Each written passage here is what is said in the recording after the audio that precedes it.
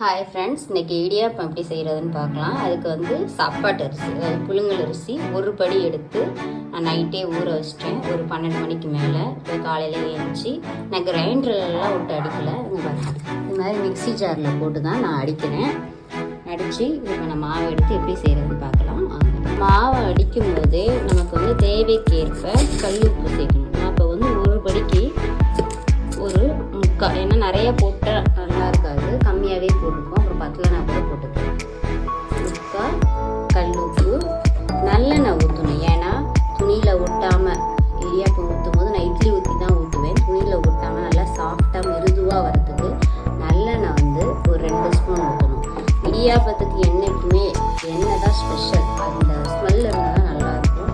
சில பேர் எண்ணெயிலேயே வதக்கி செய்வாங்க. நான் இன்றைக்கி இட்லி ஊற்றி செய்வேன். மாவை நம்ம ஒரு படிக்கு அரைச்சி எடுத்தாச்சு. இப்போ இட்லி பானை தண்ணி ஊற்றி வச்சாச்சு.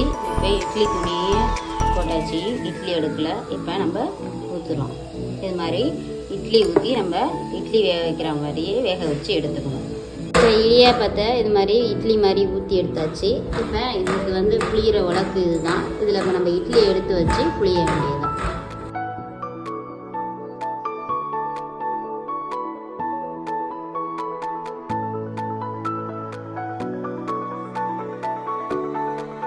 தேங்காய் பால் ரெடி பண்ண போகிறோம். இது மாதிரி பூவாக செஞ்சு வச்சாச்சு. இப்போ மிக்சியில் அடித்து நம்ம சாறு எடுத்துக்கணும். தேங்காய் பால் அடித்தாச்சு மிக்சியில். இதை இப்போ ஓப்பன் பண்ணி நம்ம ஒரு பாத்திரத்தில் ஃபில்டர் வச்சு நம்ம வடிகட்டி எடுத்துக்க வேண்டியது.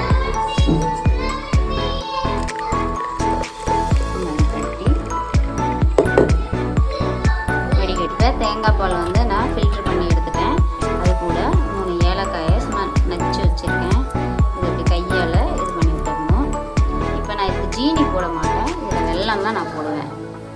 அப்போ தான் டேஸ்ட் நல்லாயிருக்கும், அல்டிமேட்டாக இருக்கும். ஒரு தேங்காய் உடச்சி திருவியாச்சு. இப்போ அதுக்கு வந்து வெல்லம் வந்து ஒரு 4 ஸ்பூனாவது போட்டு மிக்ஸ் பண்ணி விட்டுப்பேன்.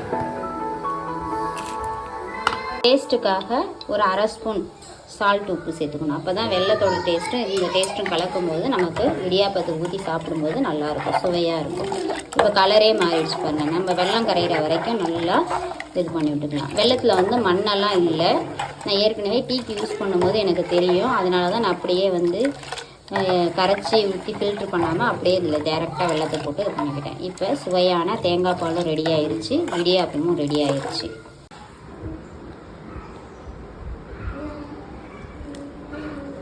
இப்போ சுவையான இடியாப்பமும் தேங்காய் பாலும் ரெடி. எங்களுடைய சேனலை லைக் பண்ணுங்கள், ஷேர்